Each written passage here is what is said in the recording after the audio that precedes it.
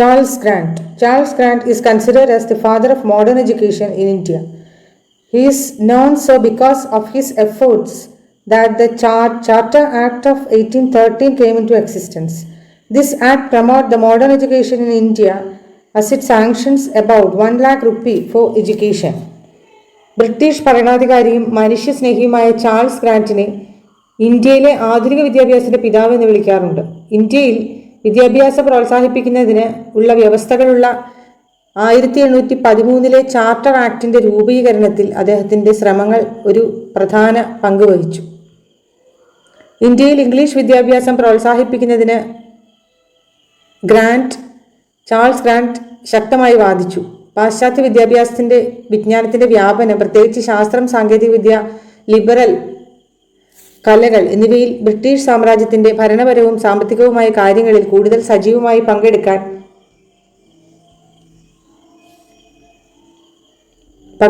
ഇന്ത്യക്കാരെ പ്രാപ്തരാക്കുമെന്ന് അദ്ദേഹം വിശ്വസിച്ചു. വിദ്യാഭ്യാസം ഇന്ത്യക്കാർക്ക് പ്രയോജനം ചെയ്യുക മാത്രമല്ല, ഇന്ത്യയിൽ ബ്രിട്ടീഷ് ഭരണം ശക്തിപ്പെടുത്തുകയും ചെയ്യുമെന്ന് അദ്ദേഹം വാദിച്ചു. 1813 ചാർട്ടർ നിയമം ബ്രിട്ടീഷ് പാർലമെന്റ് പാസാക്കിയപ്പോൾ ഗ്രാന്റിന്റെ ശ്രമങ്ങൾക്ക് ഫലം കണ്ടു തുടങ്ങി. വിദ്യാഭ്യാസ പ്രോത്സാഹനത്തിനായി 1 ലക്ഷം രൂപ അനുവദിച്ചതിനാൽ ഈ നിയമം ഇന്ത്യയുടെ വിദ്യാഭ്യാസ ചരിത്രത്തിലെ ഒരു സുപ്രധാന വഴിത്തിരിവായിരുന്നു. പാശ്ചാത്യ വിദ്യാഭ്യാസം നൽകുന്ന സ്കൂളുകളും കോളേജുകളും സ്ഥാപിക്കുന്നതിനാണ് ഫണ്ട് പ്രാഥമികമായി അനുവദിച്ചത്. 1813 ചാർട്ടർ നിയമം ഇന്ത്യയിലെ വിദ്യാഭ്യാസത്തോടുള്ള ചിട്ടയായ സമീപനത്തിന് തുടക്കമിട്ടു. Calcutta medical college, Hindu college, സംസ്കൃത കോളേജ് തുടങ്ങിയ വിദ്യാഭ്യാസ സ്ഥാപനങ്ങൾ സ്ഥാപിക്കുന്നതിന് ഇത് അടിത്തറയിട്ടു. പാശ്ചാത്യ വിജ്ഞാനത്തിന്റെ വ്യാപനത്തിലും പിന്നീട് വിവിധ മേഖലകളിൽ നേതാക്കളായി മാറുന്ന ഇന്ത്യൻ ഉന്നതരുടെ പരിശീലനത്തിലും ഈ സ്ഥാപനങ്ങൾ നിർണായക പങ്ക് വഹിച്ചു. ഇന്ത്യയിലെ വിദ്യാഭ്യാസ പ്രോത്സാഹനത്തിന് ചാൾസ് ഗ്രാന്റ് നൽകിയ സംഭാവന ശ്രദ്ധേയമാണെങ്കിലും അദ്ദേഹത്തിന്റെ ആശയങ്ങളും നയങ്ങളും വിമർശനങ്ങൾ ഇല്ലാത്തവയായിരുന്നില്ല.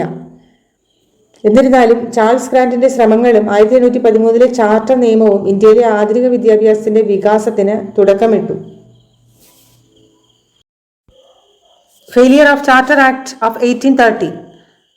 The Charter Act had failed because of following reasons. It failed to state the language for medium of instruction for educational institution. ഒന്നാമതായി, ഇന്ത്യയിലെ വിദ്യാഭ്യാസ സ്ഥാപനങ്ങളുടെ പ്രബോധന മാധ്യമമായി വർത്തിക്കുന്ന ഭാഷ വ്യക്തമാക്കുന്നതിൽ ഈ നിയമം പരാജയപ്പെട്ടു. ഈ അവ്യക്തത ആശയക്കുഴപ്പം സൃഷ്ടിക്കുകയും നിലവാരമുള്ള വിദ്യാഭ്യാസ സമ്പ്രദായത്തിന്റെ വികസനത്തിന് തടസ്സം സൃഷ്ടിക്കുകയും ചെയ്തു. It was also ambiguous about the means of expanding English education in India. ഇന്ത്യയിൽ ഇംഗ്ലീഷ് വിദ്യാഭ്യാസം വിപുലീകരിക്കുന്നതിന് മാർഗങ്ങളെക്കുറിച്ചും ഈ നിയമത്തിൽ വ്യക്തതയില്ല. ഇംഗ്ലീഷ് വിദ്യാഭ്യാസം പ്രോത്സാഹിപ്പിക്കേണ്ടതിന്റെ പ്രാധാന്യം ഊന്നി പറയുന്നുണ്ടെങ്കിലും ഈ ലക്ഷ്യം കൈവരിക്കുന്നതിനുള്ള പ്രത്യേക മാർഗങ്ങളോ സംവിധാനങ്ങളോ നൽകിയില്ല. It was not stated that education should be given to all or selected people. കൂടാതെ എല്ലാ വ്യക്തികൾക്കും വിദ്യാഭ്യാസം നൽകണമോ അതോ തെരഞ്ഞെടുത്ത ചുരുക്കം ചിലർക്ക് നൽകണമോ എന്ന ആക്ടിൽ വ്യക്തമായി പറഞ്ഞിട്ടില്ല. 1813 ചാർട്ടർ ആക്ടിനുള്ളിൽ നിർണായകമായ പ്രശ്നങ്ങൾ പരിഹരിക്കുന്നതിൽ പരാജയപ്പെട്ടത് ഇന്ത്യയിലെ വിദ്യാഭ്യാസം പ്രോത്സാഹിപ്പിക്കുന്നതിൽ അതിന്റെ ഫലപ്രാപ്തിയെ ദുർബലപ്പെടുത്തി. Orientalist and Anglicist debate.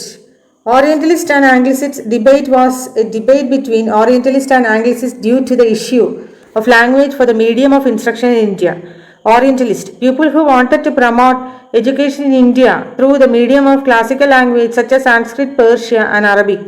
Anglicists, people who wanted to promote Western education in India which supported English as a medium of instruction. ഓറിയന്റലിസ്റ്റുകൾ ഇന്ത്യൻ സാംസ്കാരിക സ്വത്വത്തിന്റെ സംരക്ഷണത്തിന് ഊന്നൽ നൽകുകയും ഈ ലക്ഷ്യം കൈവരിക്കുന്നതിനുള്ള മാർഗമായി ക്ലാസിക്കൽ ഭാഷകൾ പഠിപ്പിക്കുകയും ചെയ്തു. ക്ലാസിക്കൽ ഭാഷകളിൽ ശ്രദ്ധ കേന്ദ്രീകരിക്കുന്നതിലൂടെ ഇന്ത്യൻ വിദ്യാർത്ഥികൾക്ക് അവരുടെ സ്വന്തം സാംസ്കാരിക പൈതൃകത്തെയും പാരമ്പര്യത്തെയും കുറിച്ച് ആഴത്തിൽ മനസ്സിലാക്കാൻ കഴിയുമെന്ന് വാദിച്ചു. മറുവശത്ത് ഇന്ത്യയെ ആധുനികവൽക്കരിക്കുന്നതിനും ആഗോള സമ്പദ് വ്യവസ്ഥയുമായി സമന്വയിപ്പിക്കുന്നതിനും ഉള്ള ഒരു ഉപകരണമായാണ് ആംഗ്ലിസിസ്റ്റുകൾ ഇംഗ്ലീഷിനെ കണ്ടത്. ഇംഗ്ലീഷ് വിദ്യാഭ്യാസം ഇന്ത്യക്കാർക്ക് തൊഴിൽ, സാമ്പത്തിക പുരോഗതി എന്നിവയുടെ പുതിയ വഴികൾ തുറക്കുമെന്ന് അവർ വിശ്വസിച്ചു. ഓറിയന്റലിസ്റ്റുകളുടെയും ആംഗ്ലിസിസ്റ്റുകളുടെയും സംവാദം കൊളോണിയൽ ഇന്ത്യയിലെ വിദ്യാഭ്യാസ സമ്പ്രദായത്തിൽ ശാശ്വത സ്വാധീനം ചെലുത്തി. ആത്യന്തികമായി ആംഗ്ലിസിസ്റ്റുകളുടെ കാഴ്ചപ്പാട് പ്രബലമായി. ഇന്ത്യൻ സ്കൂളുകളിലും കോളേജുകളിലും ഇംഗ്ലീഷ് പ്രബലമായ പ്രബോധന മാധ്യമമായി തീർന്നു. ഈ തീരുമാനം ഇന്ത്യൻ സമൂഹത്തിൽ ആഴത്തിലുള്ള പ്രത്യാഘാതങ്ങൾ ഉണ്ടാക്കി. കാരണം ഇംഗ്ലീഷ് വിദ്യാഭ്യാസം നേടിയ വരേണ്യവർഗത്തിനും ഇംഗ്ലീഷ് വിദ്യാഭ്യാസം ലഭിക്കാത്ത ഭൂരിഭാഗം ജനങ്ങൾക്കുമിടയിൽ ഭാഷാപരവും സാംസ്കാരികപരവുമായ വിഭജനം സൃഷ്ടിച്ചു. Lord Macaulay studied Section 43 of Charter Act 1813, studied written arguments of Orientalist and Anglicist, submitted report on 2nd February 1835. This report is known as Macaulay Minutes. Macaulay Minutes 1835. ഇന്ത്യയിലെ പൊതുവിദ്യാഭ്യാസ സമിതിയുടെ പ്രസിഡന്റായിരുന്ന കാലത്ത് ബ്രിട്ടീഷ് ചരിത്രകാരനും രാഷ്ട്രീയക്കാരനുമായ തോമസ് ബേബിങ്ടൺ മെക്കാളെ എഴുതിയ ഒരു മെമ്മോറാണ്ടമാണ് 1835 മെക്കാളയുടെ minute സൂചിപ്പിക്കുന്നത്. സംസ്കൃതം, Arabic തുടങ്ങിയ പരമ്പരാഗത ഇന്ത്യൻ ഭാഷകളേക്കാൾ ഇംഗ്ലീഷ് വിദ്യാഭ്യാസം പ്രോത്സാഹിപ്പിക്കണമെന്ന് മെക്കാളെ തൻ്റെ മിനിറ്റ്സിൽ വാദിച്ചു. ഇംഗ്ലീഷ് ആധുനിക ശാസ്ത്രം, സാഹിത്യം, വാണിജ്യം എന്നിവയുടെ ഒരു ഭാഷയാണെന്നും അത് വിദ്യാഭ്യാസത്തിൻ്റെ മാധ്യമമായി സ്വീകരിക്കുന്നതിലൂടെ ഇന്ത്യക്ക് പാശ്ചാത്യ ലോകത്ത് ഉണ്ടായ പുരോഗതിയിൽ നിന്ന് പ്രയോജനം നേടാമെന്നും അദ്ദേഹം വാദിച്ചു. ഇംഗ്ലീഷ് വിദ്യാഭ്യാസം ഇന്ത്യയിലെ ബ്രിട്ടീഷ് കോളനിക്കും തദ്ദേശീയ ജനങ്ങൾക്കുമിടയിൽ ഇടനിലക്കാരായി വർത്തിക്കുന്ന ഒരു വിഭാഗം ആളുകളെ സൃഷ്ടിക്കുമെന്ന് മെക്കാളെ വിശ്വസിച്ചു. മിനിറ്റ്സ് കമ്മിറ്റി അംഗങ്ങൾക്കിടയിൽ ചൂടേറിയ സംവാദത്തിന് കാരണമായി. ചിലർ മെക്കാളയുടെ വീക്ഷണങ്ങളെ പിന്തുണച്ചപ്പോൾ മറ്റുള്ളവർ ശക്തമായി എതിർത്തു. ആത്യന്തികമായി മെക്കാളയുടെ ശുപാർശകൾ അംഗീകരിക്കപ്പെട്ടു. ഇന്ത്യൻ സ്കൂളുകളിലും കോളേജുകളിലും ഇംഗ്ലീഷ് പ്രാഥമിക വിദ്യാഭ്യാസ ഭാഷയായി. മെക്കാളയുടെ മിനിറ്റ്സ് നടപ്പിലാക്കിയതിന് ദൂരവ്യാപകമായ പ്രത്യാഘാതങ്ങൾ ഉണ്ടായി. ഭരണപരവും വിദ്യാഭ്യാസപരവും നിയമപരവുമായ മേഖലകളിൽ ക്രമേണ ഇംഗ്ലീഷ് ഉപയോഗിച്ച് മാറ്റി സ്ഥാപിക്കപ്പെട്ട പരമ്പരാഗത ഇന്ത്യൻ ഭാഷകളുടെ പ്രാധാന്യം കുറയുന്നതിന് ഇത് കാരണമായി. ഇന്ത്യയെ നവീകരിക്കാനും ബ്രിട്ടീഷ് ഭരണാധികാരികളും ഇന്ത്യൻ പ്രജകളും തമ്മിൽ വിടവ് നികത്താനും മെക്കാളയുടെ മിനിറ്റ്സ് ലക്ഷ്യം വെച്ചുവെങ്കിലും അത് അപ്രതീക്ഷിതമായ പ്രത്യാഘാതങ്ങൾ ഉണ്ടാക്കി. ഇംഗ്ലീഷ് വിദ്യാഭ്യാസത്തിൻ്റെ പ്രത്യേക അവകാശം ഇംഗ്ലീഷ് വിദ്യാഭ്യാസമുള്ള വരേണ്യവർഗത്തിനും അത്തരം വിദ്യാഭ്യാസത്തിന് പ്രവേശനമില്ലാത്ത ഭൂരിഭാഗം ജനങ്ങൾക്കുമിടയിൽ ഒരു വിഭജനം സൃഷ്ടിച്ചു. മെക്കാളയുടെ മിനിറ്റ്സിൻ്റെ സ്വാധീനം ഇന്നത്തെ ഇന്ത്യയിൽ ഇപ്പോഴും അനുഭവിക്കാൻ കഴിയും. ഇംഗ്ലീഷ് വ്യാപകമായി സംസാരിക്കുന്നത് തുടരുന്നു. ഇത് സാമൂഹികവും സാമ്പത്തികവുമായ വിജയത്തിൻ്റെ അടയാളമായി കണക്കാക്കപ്പെടുന്നു. ഇന്ത്യൻ സാഹിത്യം, മാധ്യമം, വിനോദം എന്നിവയിൽ ഇംഗ്ലീഷ് ഭാഷയുടെ സ്വാധീനം വളരെ പ്രധാനമാണ്. എന്നിരുന്നാലും ഇന്ത്യൻ ഭാഷകളുടെയും സാംസ്കാരിക പൈതൃകത്തിൻ്റെയും സംരക്ഷണത്തെ ദോഷകരമായി ബാധിക്കുന്നുവെന്ന് ചിലർ വാദിക്കുന്നതോടൊപ്പം മെക്കാളെ മിനിറ്റ്സിൻ്റെ പാരമ്പര്യത്തെക്കുറിച്ചുള്ള ചർച്ചകൾ നിലനിൽക്കുന്നു. Macaulay Minutes 1835 background. As the Oriental-Occidental controversy darkened the all-educational scenario of the time, William Bentinck, the then Governor-General of the Company, assigned Mr. Macaulay, the law member of the Governor-General's Council, the duty of submitting strategy for solving the problem. As a result, Mr. Macaulay submitted his report in 1835, which is known as Macaulay Minutes. 1835 Thomas Babington Macaulay സമർപ്പിച്ച ഒരു രേഖയാണ് Macaulay minutes. Indian വിദ്യാഭ്യാസത്തെക്കുറിച്ചുള്ള minutes എന്നും അറിയപ്പെടുന്നു. ഇന്ത്യയിലെ governor general കൗൺസിലിലെ നിയമ അംഗമെന്ന നിലയിൽ പാശ്ചാത്യ പൗരസ്ത്യ വിവാദങ്ങളെ അഭിസംബോധന ചെയ്യുന്നതിനുള്ള ഒരു തന്ത്രം രൂപപ്പെടുത്താൻ മെക്കാളയെ ചുമതലപ്പെടുത്തി.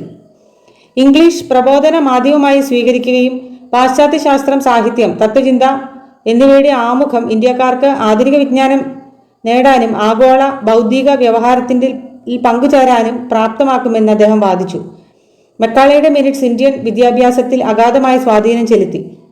ഇത് ഇന്ത്യയിലെ ഇംഗ്ലീഷ് മീഡിയം വിദ്യാഭ്യാസ സമ്പ്രദായത്തിന് അടിത്തറ പാകുകയും ബ്രിട്ടീഷ് കൊളോണിയൽ ഗവൺമെന്റിന്റെ വിദ്യാഭ്യാസ നയങ്ങൾ രൂപപ്പെടുത്തുന്നതിൽ ഒരു പ്രധാന പങ്ക് വഹിക്കുകയും ചെയ്തു.